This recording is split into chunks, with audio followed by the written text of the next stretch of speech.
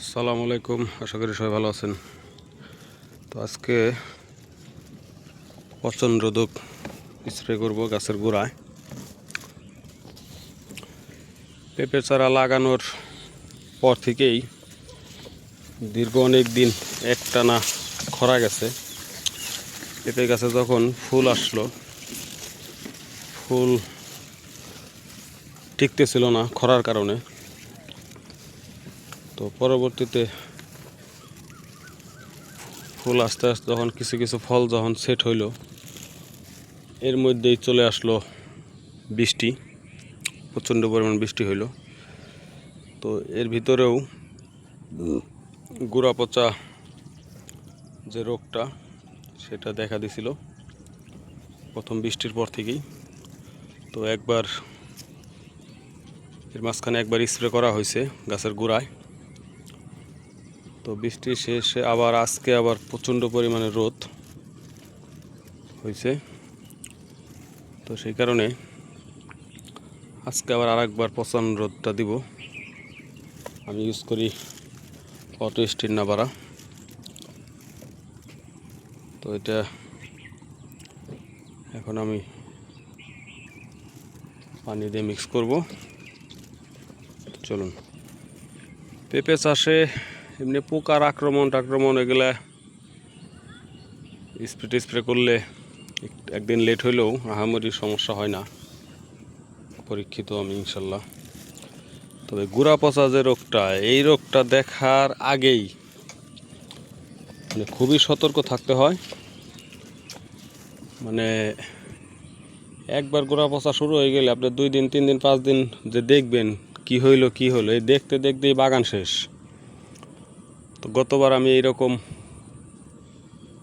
অবস্থার মধ্যে পড়ছিলাম, আমার এই বাগানটা পুরো ধ্বংস হয়ে গেছিল বলা চলে। পরবর্তীতে স্প্রে করার পরে যায় সেটা অল্প কিছু গাছ 300 গাছের মতো টিকছে 825টা গাছের ভিতরে। তো এবার ওই রকম একটা লক্ষণ আগে থেকেই ফলো করছিলাম। তো একবার স্প্রে করছি, আলহামদুলিল্লাহ গাছগুলো এখন ভালো আছে। এর পরবর্তীতে আবার আজকে দিব। গোড়া পচা রোগটা খুব সাবধান, এই রোগ থেকে খুব সাবধান। তো এটার জন্য আমি আজকে 100 গ্রাম অটো স্টেন 100 মিলি নাভারা নিয়েছি। এটা এখন 3 ড্রাম পানিতে মিক্স করব। মিক্স করে একবারে গাছের গোড়ায়, এই যে গাছের গোড়া এই যে একটু ফাঁকা ফাঁকা দেখা যাচ্ছে, এর ভিতর দিয়ে দেবো। ইনশাল্লাহ আশা করি ছত্রাকের আক্রমণ থেকে রক্ষা পাবে। তো পচন রোধটা আগে থেকে সবাই ব্যবহার করবেন। তো আজকের ভিডিও বড় করব না, এ পর্যন্তই। আলহামদুলিল্লাহ বাগান আজকে এর আগে যা দেখছি, বৃষ্টির পরে রোদ উঠলে পরেই অনেক গাছ দেখা যায় নষ্ট হয়ে গেছে। তো এবার আলহামদুলিল্লাহ এই ট্রিটমেন্ট করাতে আল্লাহর রহমতে আল্লাহ পাক এখনও খুব সুন্দর ভালোই রাখছে। তো আজকে আর লেট করবো না, দিয়ে দিব।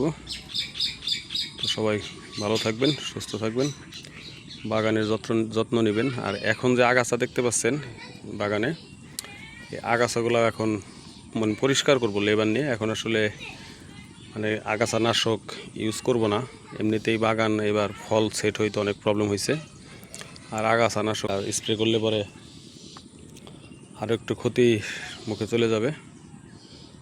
তো প্রয়োজনে একটু কষ্ট বেশি হবে, তারপরও কিছু করা নাই, লেবার নিয়ে গাছের গোড়া থেকে এই আগাছাগুলো পরিষ্কার করে দেব। আর কিছু আছে আশেপাশে যারা গরু পালন করে, এরা এসে ঘাস কাইটে নেয় সুন্দর করে, ওটাও হবে। কিন্তু এটা দ্রুত পরিষ্কার করতে হবে, তো এই জন্য লেবার নিব।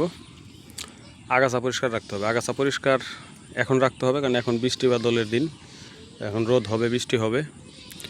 বৃষ্টি হয়ে গেলে পরে আগাছা বেশি থাকলে পরে ওই জমির পানি সহজে শুকাবে না, সেই জন্য আগাছা এখন পরিষ্কার করে রাখতে হবে। তো আজকে পর্যন্ত সবাই ভালো থাকবেন। আসসালামু আলাইকুম।